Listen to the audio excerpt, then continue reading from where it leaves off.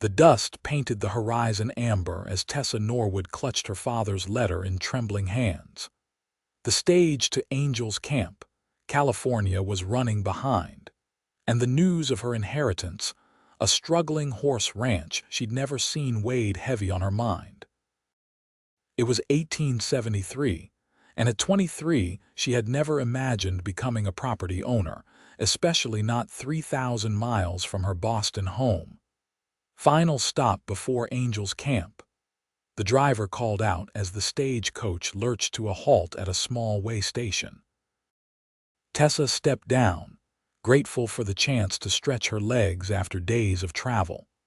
Her father's passing 2 months ago had left her with little choice but to venture west. The modest finishing school where she'd taught piano couldn't provide the security this unexpected inheritance might offer. "Not much further now, miss," the station keeper said, noting her fine, if travel-worn, Eastern clothes. "You got business in Angel's Camp. I'm to take possession of the Norwood Ranch," she replied, smoothing her skirts. "My father passed recently." The man's eyebrows rose. "Old Jacob Norwood's place. Didn't know he had kin back east." "Neither did I until his lawyer contacted me," Tessa admitted. Her father had left when she was just 5, her memories of him as faded as the photograph she carried. As she waited for the fresh team to be hitched, a commotion from the corral caught her attention. A tall figure was working with a spirited chestnut mare, his movements confident yet gentle. Something about his patience with the nervous animal drew her closer. "Easy there," his deep voice carried across the yard. "Nobody's going to hurt you." The horse tossed her head but gradually settled under his steady hand. Tessa found herself standing at the fence, watching with undisguised interest. The man looked up, noticing her presence. His features were weathered beneath the shadow of his hat, but his eyes were startlingly blue. "Can I help you, madam?" "I was admiring your way with horses," she replied. "She seems to trust you. Trust is earned, not given." He patted the mare's neck before approaching the fence. "You passing through?" "Heading to Angel's Camp, actually. I'm Tessa Norwood." A flicker of recognition crossed his face. "Jacob's daughter," she nodded, surprised. "Did you know him?" Everyone knew Jacob. He removed his hat, revealing sun-streaked hair. "Xavier Blackett. Most folks call me Xander." His calloused hand engulfed hers in a brief handshake.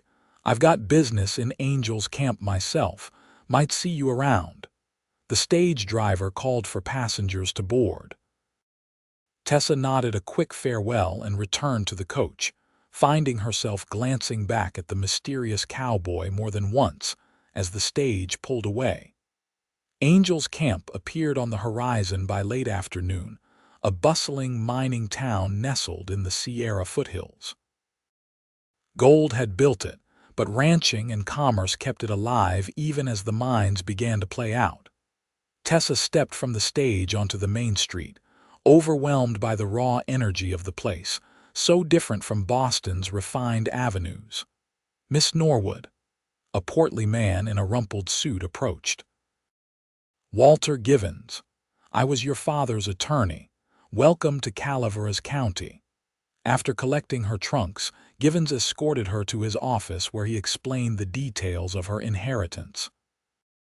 The Norwood Ranch encompassed 200 acres of decent grazing land, a small herd of horses, and a house that, according to Givens' diplomatic description, needed a woman's touch. "Your father was a good horseman but not much of a businessman," Givens explained. "The ranch is mortgaged, I'm afraid.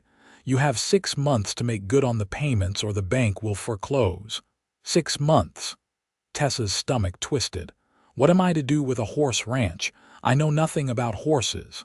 "Sell it, perhaps," Givens suggested. "Though I should mention there's already been an offer from Baldwin Enterprises. Less than fair value, but it would clear the debt." "I'll need to see the property before making any decisions," Tessa said, more firmly than she felt. "Of course. I've arranged for someone to take you out tomorrow morning. The ranch is about 5 miles outside of town. Tessa spent the night at the Angels Camp Hotel, sleep evading her as she contemplated the daunting task ahead.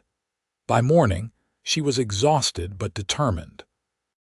A wagon waited outside the hotel, and to her surprise, Xavier Blackett held the reins.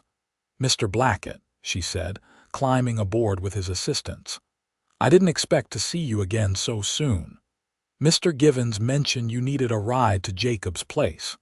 His expression was unreadable. "I know the way." The journey passed in awkward silence until Tessa's curiosity got the better of her. "How did you know my father?" Xander's hands tightened on the reins. "We had business dealings. He was training some horses for me before he passed." "Were you friends?" "Not exactly." He glanced at her.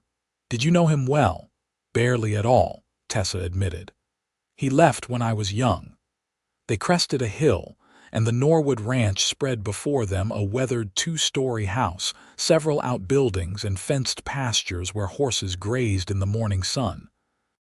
"It's beautiful," Tessa whispered, despite the obvious state of disrepair. "It has potential," Xander agreed, "but it needs work and money." As they approached the house, a weathered man emerged from the barn. "Mac Sullivan," Xander explained, "your father's foreman, the only help left."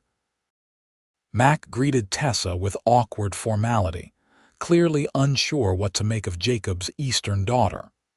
He showed her the house, spacious but neglected, with rooms that had stood empty for years, then led her to the corral where a dozen horses waited. "This is what's left of your father's stock," Mac explained. "Good bloodlines, but not enough to keep the ranch afloat." "How many horses would we need to save the property?" Tessa asked. Mac exchanged glances with Xander. "It ain't just numbers, miss. It's quality and training. Your pa was working on a breeding program, crossing his quarter horses with thoroughbreds for stamina and speed. But it takes time, and time costs money." Tessa nodded, her mind whirling with calculations. "I have some savings, perhaps enough to keep things running while we build the herd." "No offense, madam," Mac said, "but do you know anything about horses?" "I can learn," Tessa replied with more confidence than she felt. Xander studied her thoughtfully. "It takes years to understand horses properly." "Then I'll start today." Tessa gestured to a dappled gray mare watching them from the corral. "Is that one gentle enough for a beginner, Starlight?" "She's steady," Mac confirmed. "Your pa used her as a lesson horse occasionally." "Would you saddle her for me, please? I'd like to get acquainted with the property." Mac hesitated. "Alone? That ain't wise for someone who doesn't know the terrain." "I'll ride with her," Xander offered unexpectedly. "Got nothing pressing this afternoon." Soon Tessa found herself perched uncertainly atop Starlight, trying to remember the few riding lessons she'd had as a child. Xander, mounted on a powerful black gelding, watched her with barely concealed amusement. "Relax your shoulders," he instructed, "and hold the reins a bit looser. She knows what to do if you let her." Tessa tried to follow his advice as they set out at a walk. The motion was awkward at first, but gradually she began to find her rhythm. Xander led her through meadows dotted with wildflowers and along a stream that marked the property's eastern boundary. He pointed out landmarks and explained how the ranch operated, which pastures were used for which seasons, where the best grazing could be found, which section needed new fencing. "You speak as if you know this land intimately," Tessa observed. Xander's face closed. "I grew up around here." They reached a ridge overlooking a valley where the stream widened into a small pond. "This is the heart of the ranch," Xander said. "Good water, good grass. Your father chose well when he settled here." "It's hard to imagine him here," Tessa admitted. "In my memories, he's wearing a city suit, not cowboy boots." "People change," Xander replied. "Out here, a man can reinvent himself." "Or a woman," Tessa added quietly. Their eyes met, and something passed between them, a moment of understanding, perhaps, or recognition of a kindred spirit. The moment was broken by starlight suddenly shining at a rabbit bursting from the underbrush. Tessa, unprepared, lost her balance and tumbled sideways. Her foot caught in the stirrup as she fell, dragging her several yards before coming free. She landed hard on a rocky outcropping, pain shooting through her hip and back. Xander was off his horse in an instant, kneeling beside her. "Don't move," he commanded, his hands gentle as they checked for broken bones. "Where does it hurt?" "Everywhere," Tessa gasped, tears springing to her eyes despite her determination not to cry. Her right leg throbbed mercilessly, and she could feel blood trickling down her temple. Xander's face, normally stoic, was taut with concern. "I'm going to help you sit up slowly." With his support, she managed to rise to a sitting position. The world spun alarmingly, but nothing seemed broken, just bruised, scraped, and utterly humiliated. "I'm sorry," she whispered, mortified. "So much for my first day as a rancher." "Everyone falls," Xander said firmly. "The important thing is getting back up." "I don't think I can," Tessa admitted, trying to move her leg and wincing. Xander studied her, his blue eyes intense. Then, with unexpected gentleness, he brushed a strand of hair from her face. "You'll ride again, I swear it," he said quietly. "But not today. Today, we get you home and patched up." He lifted her as if she weighed nothing, cradling her against his chest as he carried her to his horse. With remarkable skill, he mounted while still holding her, positioning her sideways across the saddle in front of him. "What about Starlight?" Tessa asked, acutely aware of his arm around her waist, steadying her as they rode. "She'll follow. She's herd bound to my Diablo." His voice rumbled against her back. "Just lean on me, I won't let you fall again." The ride back seemed both endless and too short. Tessa, despite her pain, found herself noticing the clean scent of his shirt, the steady rhythm of his breathing, the careful way he guided the horse to provide the smoothest ride possible. By the time they reached the ranch house, Mac rushing out to meet them, she had reluctantly admitted to herself that Xavier Blackett was unlike any man she'd ever known. "I'll fetch the doctor," Mac offered, already heading for his horse. "No need," Xander replied. "Nothing's broken. She just needs rest and some arnica for the bruising." He carried Tessa inside, following her directions to what she'd claimed as her bedroom. "I've some medicine in my saddlebag that will help with the pain." He returned with a small bottle and a clean cloth. "This might sting," he warned, dabbing at the cut on her temple. His hands, so large and work-roughened, moved with surprising delicacy. "Why are you helping me?" Tessa asked suddenly. "You barely know me." Xander's movements paused, then resumed. "Let's just say I owed your father a debt.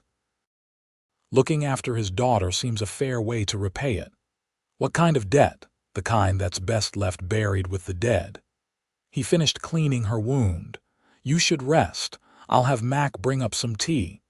Before she could press further, he was gone, his footsteps fading down the stairs.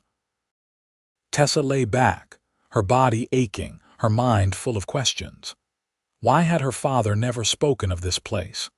Who was Xavier Blackett really, and what had bound him to Jacob Norwood? More importantly, how was she, a Boston music teacher, going to save a failing horse ranch in 6 months? The next morning brought stiffness and pain, but Tessa forced herself out of bed. She found Mac in the kitchen, attempting to cook breakfast. "Miss Norwood, you shouldn't be up yet," he protested. "I've lost enough time already," she replied, easing herself into a chair. "Mr. Sullivan, we need to talk about the ranch's finances." Over burnt toast and strong coffee, Mac outlined their dire situation. The mortgage payments were substantial, the operating costs high, and the income from horse sales inconsistent. Without significant capital investment or a miracle, the ranch would be lost by winter. There's one possibility, Max said hesitantly. Your pa was working on a special breeding project. He had a mare Penny's Promise, best bloodlines in the county. She's due to foal any day now, sired by Thunderbolt, the fastest stud in California. And this foal could save the ranch, if it's a colt with its father's speed and mother's conformation. Could bring top dollar at auction, enough to clear some debt at least. A knock at the door interrupted them. Mac opened it to reveal Xander, hat in hand. Came to check on Miss Norwood, he said, his eyes finding Tessa immediately. I'm recovering, thank you, she replied, suddenly conscious of her disheveled appearance. Glad to hear it. He stepped inside. Also came to discuss those horses Jacob was training for me.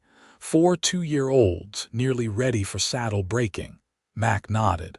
They're coming along. Another month, maybe. I can't wait that long, Xander said.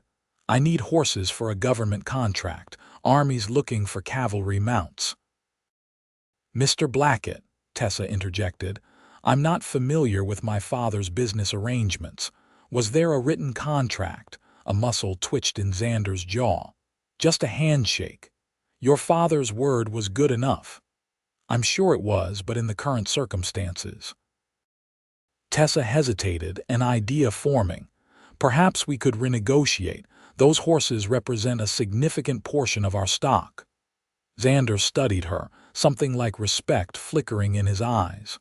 What did you have in mind? A partnership, Tessa proposed. You need horses, we need capital and expertise. You said yourself this place has potential. A partnership, Xander repeated slowly, between us. Unless you have a better suggestion for how I can save my inheritance. Mac cleared his throat. Miss Tessa, maybe you should think on this. Mr. Blackett here isn't just any rancher. He owns the Double B, biggest spread in the county. Tessa blinked in surprise. You never mentioned that. Didn't seem relevant. Xander leaned against the doorframe. What would this partnership entail exactly? You provide the capital to clear the most pressing debts, Tessa outlined. I contribute the land and existing stock. You share your expertise, I learn the business. We split the profits until the mortgage is paid, then reassess. And who makes the decisions? We both do. Equal partners. Xander's lips quirked in what might have been a smile. Equal partners. A Boston schoolteacher and a California rancher. That would set tongues wagging in Angel's camp. Let them wag, Tessa replied, lifting her chin. Do we have an agreement? Xander extended his hand. We do, Miss Norwood. Though I suspect we'll both regret it before long. As they shook hands, Tessa felt a strange certainty that her life had just changed irrevocably, and not just because of the business arrangement. The next weeks passed in a blur of activity. Despite her injuries, Tessa threw herself into learning everything she could about the ranch. Mac proved a patient teacher, showing her how to mend fences, identify good grazing, and recognize the signs of a horse's health or distress. Xander visited daily, often staying from dawn until dusk. He brought supplies, hired additional hands, and began a systematic renovation of the most critical structures. Under his direction, the sagging barn roof was replaced, the house plumbing repaired, and the corrals rebuilt. More importantly, he began teaching Tessa to ride properly. Each morning they would spend an hour with Starlight in the round pen, Xander's instructions firm but never harsh. You're thinking too much, he told her repeatedly. Feel the horse. Move with her, not against her. Gradually, Tessa's confidence grew. The day she successfully cantered around the pasture without gripping the saddle horn, Xander's rare smile of approval warmed her more than she cared to admit. You're a natural, he said, helping her dismount. His hands lingered at her waist a moment longer than necessary, and Tessa found herself blushing. I had a good teacher, she replied, stepping back to a safer distance. Their partnership developed its own rhythm. Mornings were devoted to riding lessons and inspecting the property. Afternoons found them working side by side on various projects, from sorting through her father's chaotic financial records to evaluating the horses for potential sale or breeding. Evenings were Tessa's favorite, when they would sit on the porch after supper, watching the sunset while Xander shared stories of the area's history or explained aspects of ranching that still mystified her. Sometimes they argued, Tessa's Eastern sensibilities clashing with Xander's frontier practicality, but increasingly they found common ground. "Why did you really agree to this partnership?" Tessa asked one evening as they watched a meteor shower streak across the clear night sky. "You don't need this small ranch or its modest herd." Xander was silent so long she thought he wouldn't answer. Finally, he sighed. "Your father saved my life once. I was 16, thought I knew everything. Got caught in a flash flood down in the canyon. Jacob pulled me out when no one else would have tried.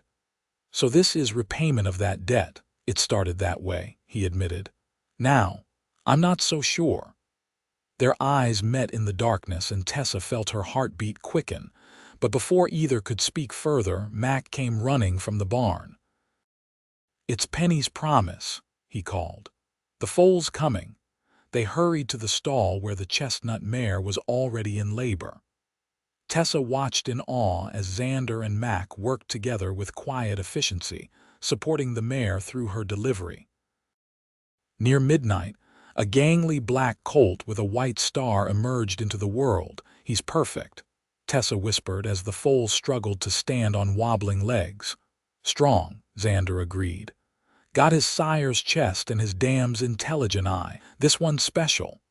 "What will you name him?" Mac asked. Tessa thought for a moment, watching the colt finally find his balance.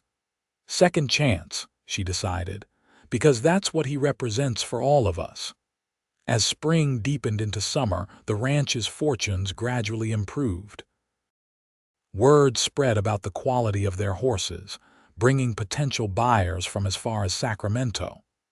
Second Chance grew rapidly, displaying exceptional speed and agility even at a young age.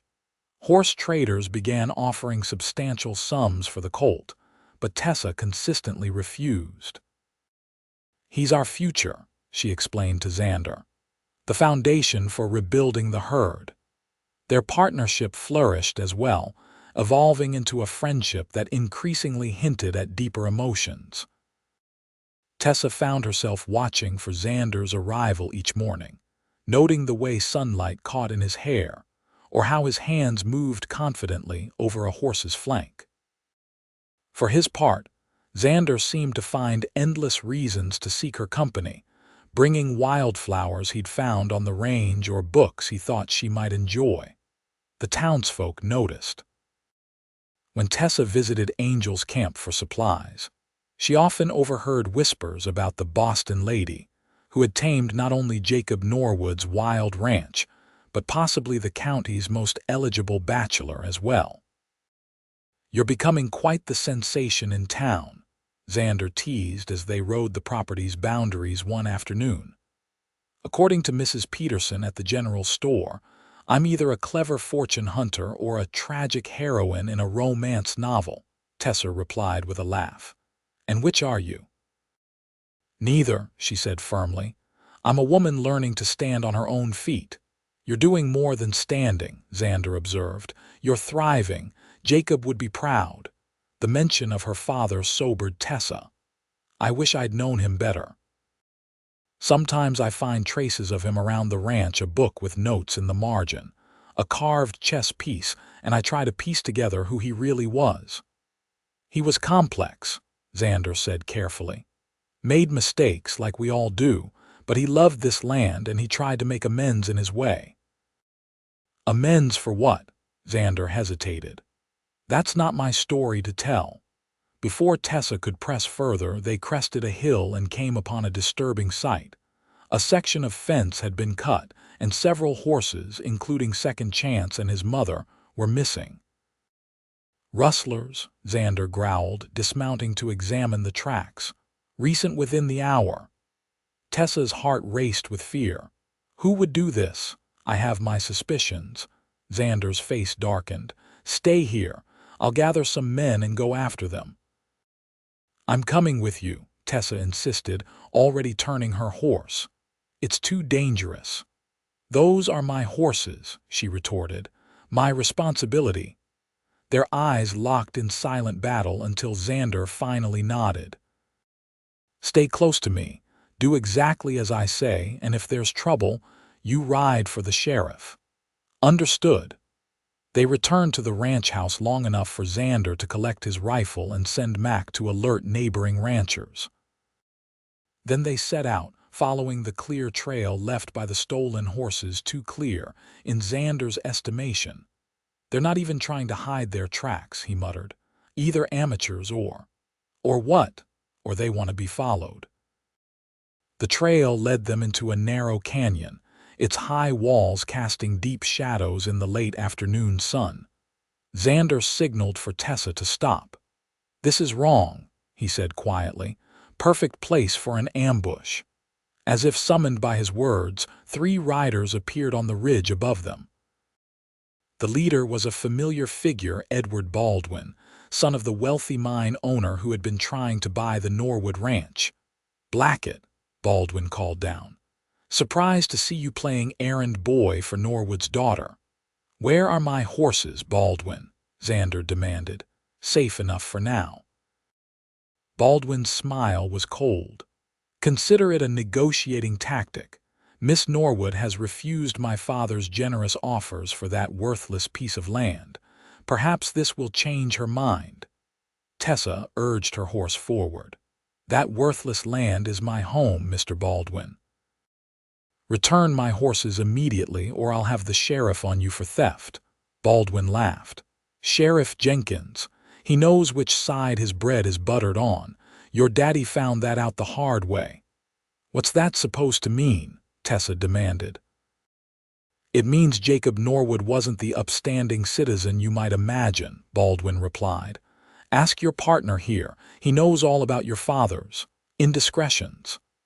Tessa turned to Xander, whose expression had hardened to granite. What is he talking about? Later, Xander said tightly. Baldwin, you're making a mistake. Those horses aren't worth the trouble you're buying. Oh, I think they are. Especially that black colt. Fine animal with a fine future if Miss Norwood makes the right decision. Baldwin gestured to his men. You have until tomorrow noon to accept our offer. The papers are ready at my father's office. Otherwise, he shrugged expressively. And if I go to the authorities? Tessa challenged. With what evidence? By the time you return with the sheriff, those horses will be across the state line, or perhaps they'll meet with an unfortunate accident. Mountain lions are so unpredictable. With that, Baldwin and his men disappeared over the ridge, leaving Tessa and Xander alone in the deepening shadows. We need to find those horses, Tessa said, fighting to keep her voice steady. Xander nodded grimly. I know where they've taken them. There's an old line shack on Baldwin property, isolated enough for their purposes. Then let's go. Not yet. We need a plan and backup. Xander turned his horse toward home. Baldwin's expecting us to rush in half-cocked. That's exactly what we won't do. Back at the ranch, they found several neighboring ranchers already gathered, alerted by Mac. Among them was Hank Rivera, whose property adjoined the Baldwin holdings. I've had stock go missing too, Rivera confirmed. Baldwin's been pushing everyone to sell, using the water rights as leverage. Water rights? Tessa asked. The creek that runs through your property continues onto Baldwin land, Xander explained. He's been damming it upstream on his sections, restricting flow to those who won't sell. That's why he wants my ranch, Tessa realized. Control of the headwaters, exactly. It's never been about the horses or the land itself. It's about power. They formed a plan quickly. While most of the men created a diversion at the main Baldwin ranch, Xander, Tessa, and Rivera would approach the line shack from the rear, using a seldom-traveled game trail. "You should stay here," Xander told Tessa as they prepared to leave. "We've had this discussion," she replied, checking the small derringer she'd placed in her pocket. "Those are my horses and this is my fight." The look Xander gave her was complicated concern mixed with admiration, and something deeper she wasn't ready to name. They rode out under cover of darkness, the quarter moon providing just enough light to follow the trail. Tessa's heart pounded with fear and determination as they approached the Baldwin property. What if they were too late? What if Baldwin had already harmed Second Chance to make his point? The line shack appeared as a darker shadow against the night sky, a faint light visible through its single window. Nearby, a makeshift corral held several horses, their shapes distinct in the moonlight. "Two guards," Rivera whispered, pointing to figures moving near the corral. "Probably more inside." "I'll create a distraction," Xander said. "Rivera, when they investigate, get those horses out. Tessa, you stay with the horses. No matter what happens, get them home." "What about you?" Tessa asked, sudden fear clutching at her throat. Xander's hand found hers in the darkness. "I'll be right behind you." Before she could respond, he was gone, moving silently through the underbrush. Minutes later, a series of shots rang out from the far side of the property, followed by shouts of alarm. The guards ran toward the commotion, leaving the corral unattended. Rivera moved quickly, opening the corral gate. Tessa called softly to her horses, who recognized her voice and came willingly. Leading Penny's Promise with Second Chance trotting alongside, she headed for the rendezvous point they'd established. The sound of more gunfire sent her pulse racing. Where was Xander? Had he been hurt? She hesitated, torn between her responsibility to the horses and her fear for him. "Go," Rivera urged, appearing with the remaining horses. "I'll wait for Blackett. Get these animals to safety." Reluctantly, Tessa rode on, leading the small herd through unfamiliar territory, guided only by the stars and Rivera's brief instructions. Every shadow seemed a threat, every sound a pursuer, but she pressed on, determined not to fail. Dawn was breaking when she finally reached the Norwood ranch, exhausted but triumphant. Mac rushed out to meet her, his weathered face creased with worry. "Thank God you're safe," he said, helping her dismount. "Any sign of Xander?" Tessa shook her head, her throat tight with unspoken fear.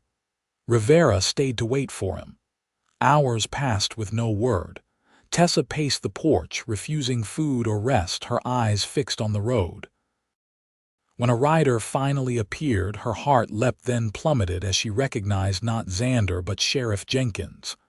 "Miss Norwood," the sheriff greeted her, removing his hat. "I understand you've had some trouble."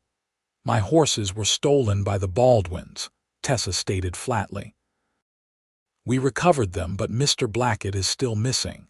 Jenkins nodded, his expression grave. "That's why I'm here. There was an incident at the Baldwin line shack. Shots fired, a man wounded." Tessa gripped the porch railing, suddenly lightheaded. "Xander?" "No, madam, young Baldwin. He's claiming Blackett shot him without provocation, trespassed on Baldwin property." Relief made Tessa's knees weak, but it was quickly replaced by anger. "That's absurd. They stole our horses. We have witnesses." "Baldwin's already got his version of events sworn by his men," Jenkins replied. "Says you and Blackett were trying to steal from him, not the other way around." "And you believe that?" Jenkins looked uncomfortable. "What I believe don't matter much against Baldwin money, Miss Norwood. They're pressing charges. Where is Xander now? That's the thing. No one knows." "After the shooting, he disappeared. Some are saying he fled because he's guilty." "He would never run," Tessa said firmly. "If he's missing, it's because something's happened to him." As if summoned by her fear, another rider appeared, Rivera, his horse lathered from hard riding. "They've got him," he called out as he approached. "Baldwin's men took him to some old mine shaft on their property. They're saying they'll leave him there unless you sign over the ranch, Miss Norwood." Tessa's blood ran cold. "How much time do we have?" Baldwin gave until sundown. After that. Rivera shook his head grimly. Sheriff Jenkins shifted uncomfortably. "Now, hold on. This is a matter for the law." "The law," Tessa rounded on him. "You just told me Baldwin's money speaks louder than justice. Are you going to help us or not?" Jenkins' gaze dropped. "My hands are tied, miss. Baldwin practically owns this county." "Then we'll handle this ourselves," Tessa declared, turning to Rivera and Mac. "I need every man who can ride and shoot, and I need to know exactly where they're holding him." Within the hour, a small force had gathered at the Norwood Ranch. Neighboring ranchers who had also suffered Baldwin's intimidation. Miners who remembered Jacob Norwood's fairness when he'd operated a small claim years ago. Shopkeepers from Angel's Camp who resented the Baldwin monopoly on commerce. Rivera sketched a rough map of the Baldwin property, indicating the abandoned mine shaft where Xander was being held. "It's guarded, but not heavily. They're not expecting resistance." Tessa studied the map, an audacious plan forming. "We'll divide into 3 groups. One creates a diversion at the main house, one secures the road to prevent reinforcements, and the third, which I'll lead, goes directly for the mine." "Miss Norwood," Mac protested, "it's too dangerous for you two. Mr. Blackett is in this situation because of me." Tessa interrupted. "I won't send others to risk what I won't risk myself." She looked around the group. "No one is obligated to help. This isn't your fight." "Begging your pardon, madam," one grizzled rancher spoke up, "but the Baldwins have been stomping on small folks like us for years. This is everyone's fight." With murmurs of agreement, the men began preparing their weapons and horses. Tessa retreated to her father's study, where she removed a hidden key from behind a loose brick in the fireplace, a hiding place Mac had shown her weeks earlier. The key opened a small safe containing what her father had called his insurance deeds, contracts, and a journal documenting years of Baldwin corruption, including bribes to local officials and threats against competing businesses. "I never understood why he kept all this," Tessa had told Mac when she first discovered the cache. "Protection," Mac had explained. Long as Baldwin knew Jacob had evidence that could ruin him, he kept his distance. Now, Tessa placed the most damning documents in a saddlebag. If their rescue attempt failed, at least she had leverage for negotiation. As the sun began its descent, Tessa mounted Starlight, now a trusted companion rather than a fearsome challenge.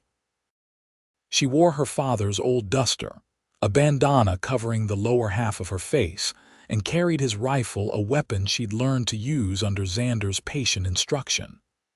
"Ready?" Rivera asked as they prepared to ride out. Tessa nodded, her resolve firm despite her racing heart. "Let's bring him home." The Baldwin property sprawled across 1,000 acres, its boundaries marked by the natural features of the land, ridges, canyons, and the creek that had become so contentious. Tessa's group approached from the west, using the setting sun to hide their movements.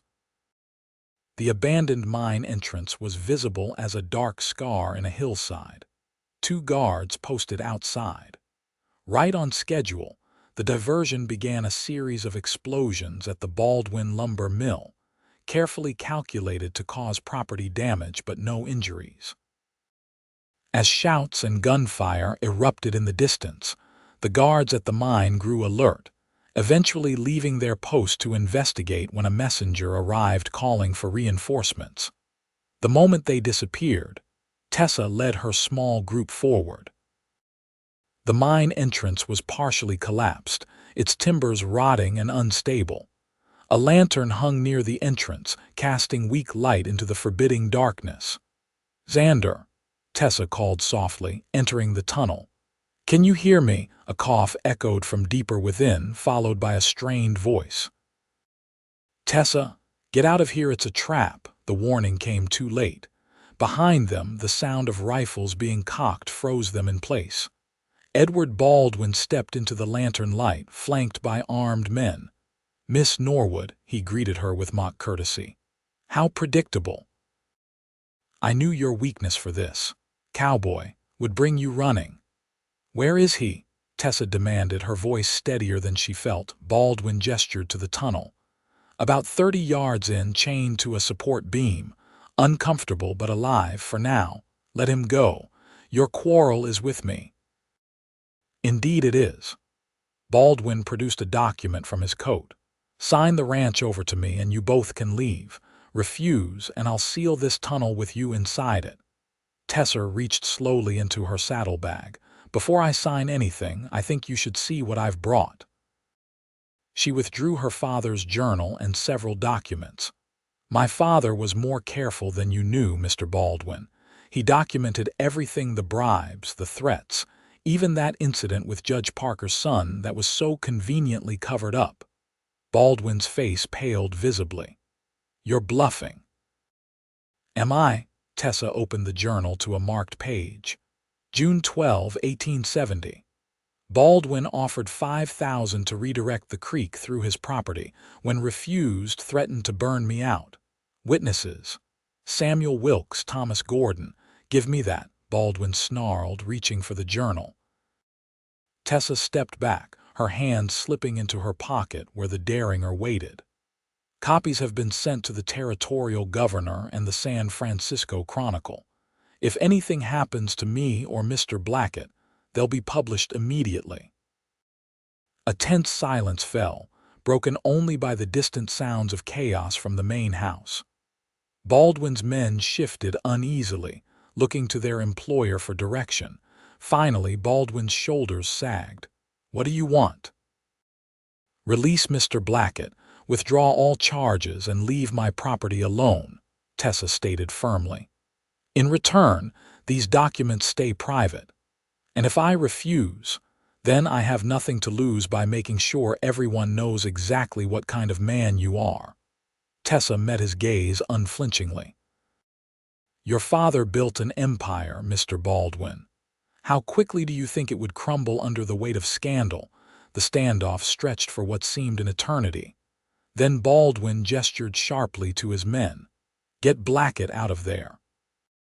Minutes later, Xander emerged from the tunnel, supported between two men.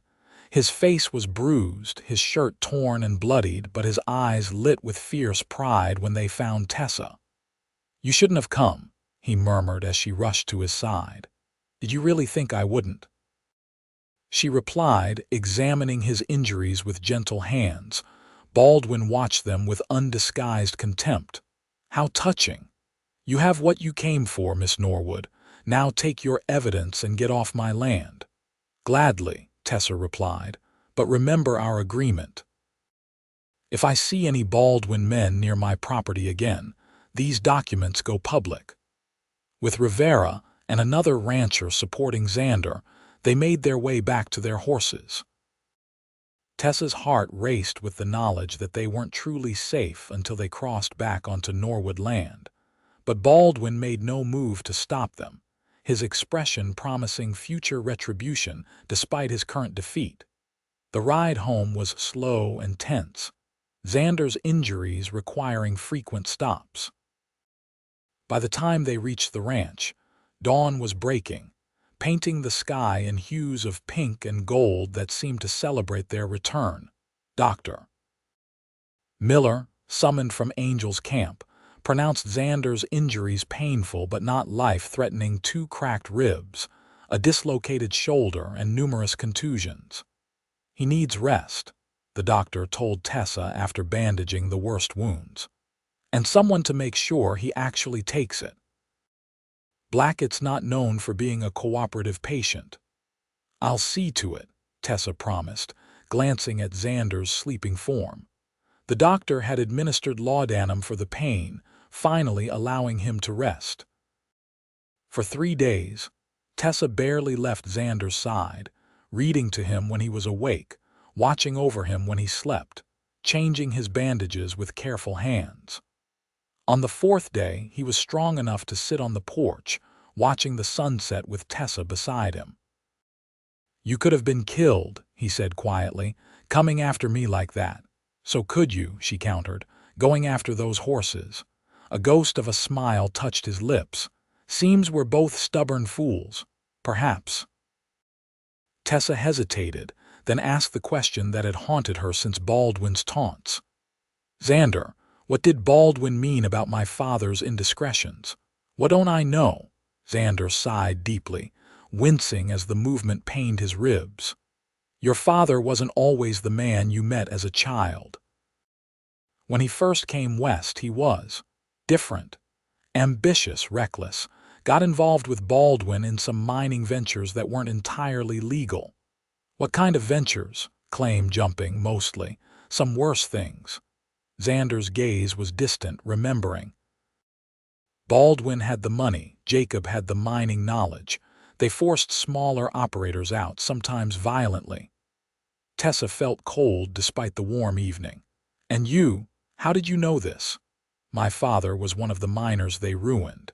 He lost everything, his claim, his savings, eventually his life. Drank himself to death after we lost the house." Horror washed over Tessa. "Then you must hate me." "No," Xander interrupted firmly. "I did hate Jacob for years, blamed him for everything. But then that flood happened, and he saved my life without knowing who I was. When he found out, he didn't make excuses. He tried to make amends. How? Gave me work when no one else would hire a Blackett, taught me about horses, eventually loaned me the money to start my own ranch." Xander met her eyes directly. "Your father changed, Tessa. Broke with Baldwin, tried to right his wrongs. That's why Baldwin wanted his land so badly, revenge for the partnership that soured." Tessa absorbed this in silence, reconciling the father she barely knew with the complex man Xander described. "Why didn't you tell me this before?"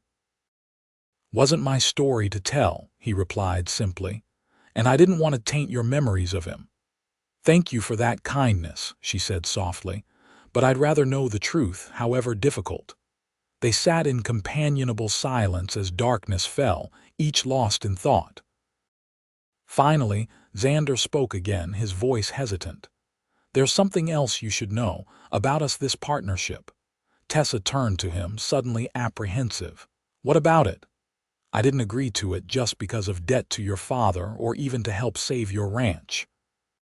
His eyes, shadowed in the fading light, sought hers. "From the moment you fell from that horse and looked up at me with such determination, not fear, not surrender, but pure stubborn will, I knew you were someone special." Tessa's breath caught in her throat. "Xander, let me finish," he said quietly. "I've spent my life holding on to grudges, keeping people at arm's length. Then you arrived with your Eastern manners and your piano hands trying to mend fences, and something changed. You changed me." He reached for her hand, his calloused fingers gentle against her skin. "I don't know if you feel anything beyond friendship for me. God knows you could do better than a scarred rancher with a bitter past, but if there's any chance—" Tessa silenced him by placing her fingers against his lips. "Do you remember what you told me that first day when I fell? You said, 'You'll ride again, I swear it.' I believed you then, not because I trusted your words, but because I saw something in your eyes: integrity, determination, kindness beneath the roughness." She moved closer, careful of his injuries. "I've been falling for you every day since, Xander Blackett, not despite your past, but because of how you've risen above it." Their first kiss was gentle, mindful of his bruised face but filled with promise. When they finally parted, Xander kept her close, his arm around her shoulders as they watched the stars appear. "What happens now?" Tessa asked softly. "Whatever we want," Xander replied. "The ranch is safe for now, Baldwin will keep his distance as long as you have those documents. And us. That depends on you, he said. I'm a patient man. I can wait until you're sure. Tessa smiled, resting her head against his shoulder. I'm already sure. About you, about this place, it's home now. I just don't know if I'm ready to be a rancher's wife. I have so much still to learn. We'll learn together, Xander promised. Partners in every sense. As autumn painted the Sierra foothills in gold and crimson, the Norwood Ranch thrived under its unusual partnership. Second Chance grew into a magnificent yearling, displaying such remarkable speed that horsemen from across the state came to see him. Tessa, now confident in the saddle, often rode beside Xander as they expanded their breeding program, her business acumen complementing his practical knowledge. Their wedding, held on a perfect October afternoon beneath the old oak tree where they'd shared so many conversations, brought together the entire community. Even Sheriff Jenkins attended, having found his courage after evidence of Baldwin corruption became too overwhelming to ignore. Baldwin himself had left the county, his empire crumbling as investigations into his business practices widened. The water that had been such a source of contention now flowed freely, nurturing the land as it had for centuries before man's interference.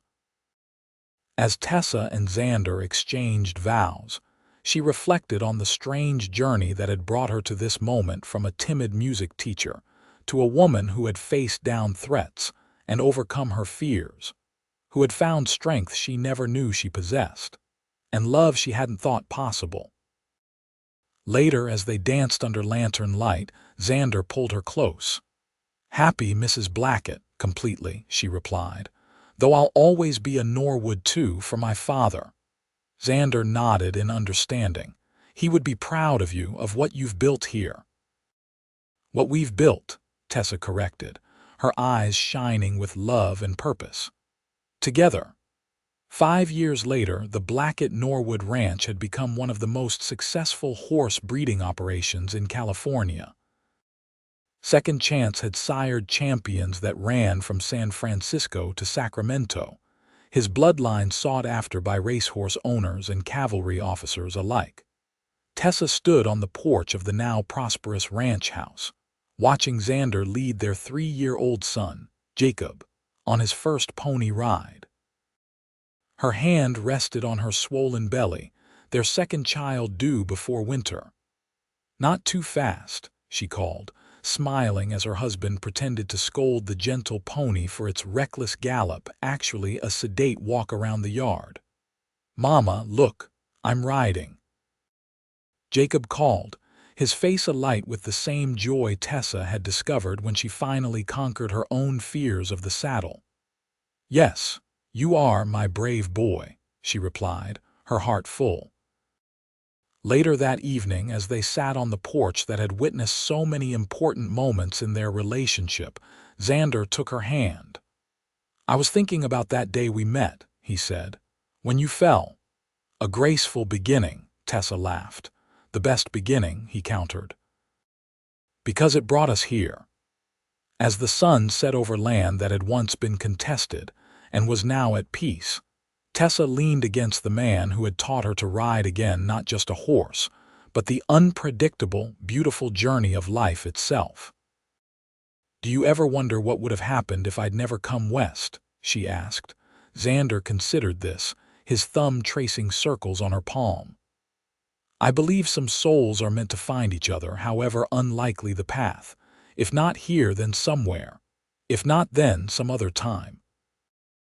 "Rather romantic for a hardened cowboy," Tessa teased. "You've ruined me completely," he agreed solemnly before breaking into a smile. "And I couldn't be happier about it." Their laughter mingled with the evening breeze, carrying across the ranch where horses grazed peacefully, and the future stretched as wide and promising as the western sky. What had begun with a fall had led to the greatest rise of all, two wounded spirits finding healing in each other, building a legacy of love that would endure long after they were gone. As darkness settled over Angel's camp and stars appeared one by one, Tessa Blackett knew with absolute certainty that she had found her true home, not in the familiar streets of Boston or even in the buildings and fences of the ranch, but in the arms of the man beside her, who had once promised she would ride again, and had kept that promise in ways neither of them could have imagined.